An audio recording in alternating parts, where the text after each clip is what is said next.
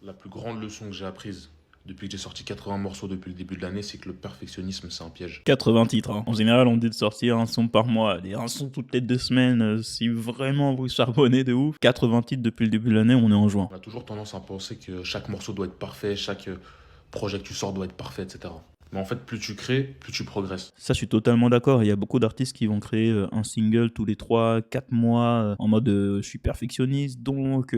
Mais en fait, plus tu vas créer, plus tu vas t'améliorer, plus tu fais d'itérations au studio, etc. Ou même chez toi, hein, tu travailles tes sons et tout, tu vas progresser. Et c'est un effet positif caché. Même les gros artistes hein, qui sont en studio tout le temps, etc. C'est comme ça qu'ils deviennent super forts et qu'ils maîtrisent leur Tu art. reçois du feedback, plus tu progresses. Plus tu fais des...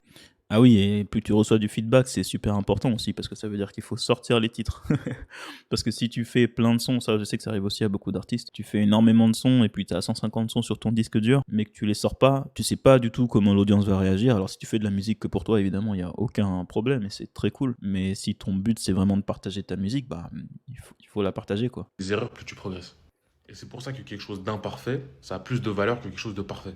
Alors travaille, enfoiré. Alors je comprends ce qu'il veut dire dans la phrase de fin, je suis pas forcément d'accord avec la manière de l'amener, parce que c'est vrai que si tu quelque chose de parfait en théorie, bah la valeur que ça va apporter peut être énorme, on va dire. Ça dépend de ce qu'on définit comme étant parfait, mais est-ce que c'est le son qui plaît à soit ton audience ou même de manière mainstream au plus de monde possible? Si c'est ça, parfait, bah en termes de valeur, bon voilà, on est pas mal. Mais par contre, effectivement, moi je dirais peut-être l'action a plus de valeur que la théorie, sachant que dans la théorie, effectivement, tu vas toujours aller chercher à avoir le meilleur son possible. T'es quasiment sûr hein, que si tu commences à sortir des sons régulièrement, bah t'auras des titres où tu te diras ah mais le mix là il est pas bien, ah là mes trucs et ceci et cela. Ça peut arriver ouais.